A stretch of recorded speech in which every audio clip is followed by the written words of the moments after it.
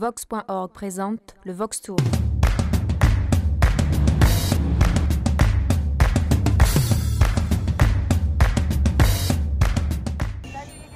Donc nous sommes à Parthenay, à une demi-heure de Poitiers. Est-ce qu'être citoyen à Parthenay, est-ce que c'est la même chose qu'être citoyen dans une grande métropole? C'est le sujet du débat de ce soir. Nous vous attendons nombreux.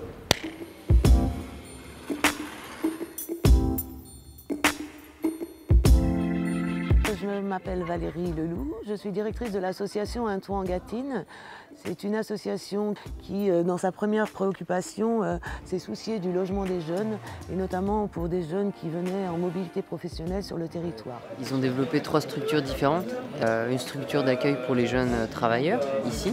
Et il y a 2 autres structures ailleurs à Parthenay qui accueillent aussi des familles et des sans-abri. Et le fait d'accueillir des jeunes ici à Parthenay, moi je trouve que c'est hyper positif en termes de dynamisme de territoire, parce que ça répond à une demande aussi de la part d'entreprises. Moi, président, je mettrai en place des salaires égaux entre hommes et femmes. Nous, président, nous voulons égaliser l'adoption homosexuelle. Moi, président, je combattrai contre la violence envers les femmes et j'aiderai à l'éducation des familles. Donc moi, président, je changerai les lois obsolètes. Moi, président, je souhaite remettre le service militaire pour pouvoir développer ou redévelopper l'entraide, la cohésion d'équipe. C'est l'équipe de Vox? Oui, je le vois. Merci. La porte est ouverte. On est une association qui mobilise les étudiants à s'engager, puisqu'on est vraiment sur cette question de l'engagement de la jeunesse. On veut montrer que la jeunesse est une ressource et que voilà, cette jeunesse-là, elle a des choses à dire, elle a des choses à défendre. Est-ce que vous seriez pour ou contre un engagement de service civique obligatoire pour les citoyens français? Pour moi, ça serait hyper important pour que tous les jeunes, comme la belle époque du service militaire, non, je rigole, mais où tous les jeunes passent par la même étape après le lycée. Si on a envie que ce statut de service civique soit plus valorisé, de le rendre obligatoire, c'est complètement à l'opposé, puisque de toute façon tout le monde aura fait la même chose.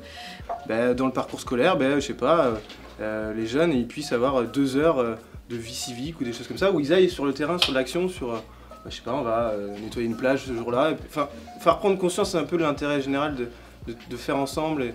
Il y avait une vraie dynamique, c'était des jeunes qui étaient vraiment investis dans de nombreuses associations. Les jeunes ne sont pas tous en train de glander à rien faire. Justement, il y a encore des jeunes engagés qui servent à la société.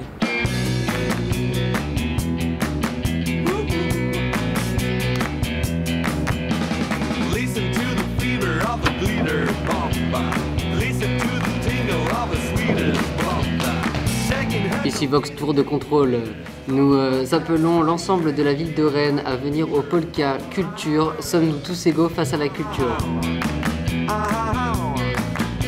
Déjà, c'est super dur de définir la culture. En fait, il y a un nombre incalculable de définitions de ce qu'est la culture. On a parlé que certaines formes de culture sont plus respectées que d'autres. Et je pense qu'on a quand même distingué le fait qu'il y avait une culture qui venait du bas et une culture qui était ascendante, et une culture un peu descendante qui venait des institutions et en fait des programmations, etc.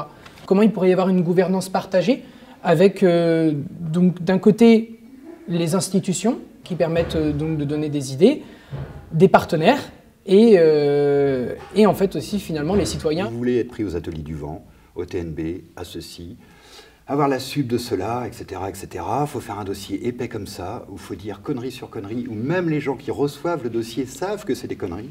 En ce moment, si vous voulez, il faut dire que votre création est orientée vers le territoire, l'habitant, la citoyenneté, l'écologie, ou des trucs absurdes. Les filtres, c'est vous montez si vous passez les dossiers, arrivez en haut, vous êtes rediffusé en masse. Non, chacun votre tour. Non, mais je crois que c'est abruti là, sérieux.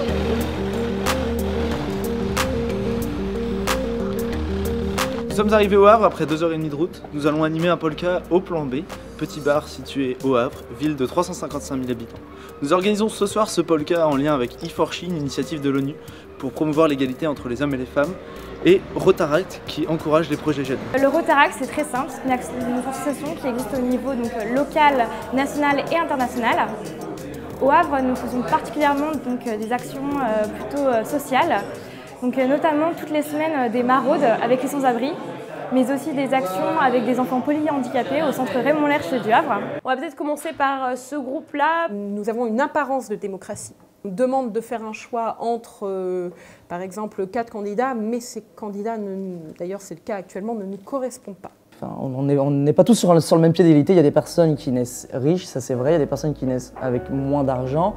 Je ne pense pas qu'aujourd'hui ce soit une barrière parce qu'il y a quand même pas mal de moyens pour s'en sortir. Si on veut, on peut. Notre proposition, ça serait en fait d'instaurer un service civique obligatoire qui permettrait en fait à chacun de découvrir les associations, mais aussi de prendre part à un combat auquel il tient. Merci à tous d'être venus ce soir discuter de ça avec vos divers backgrounds, avec vos divers engagements associatifs.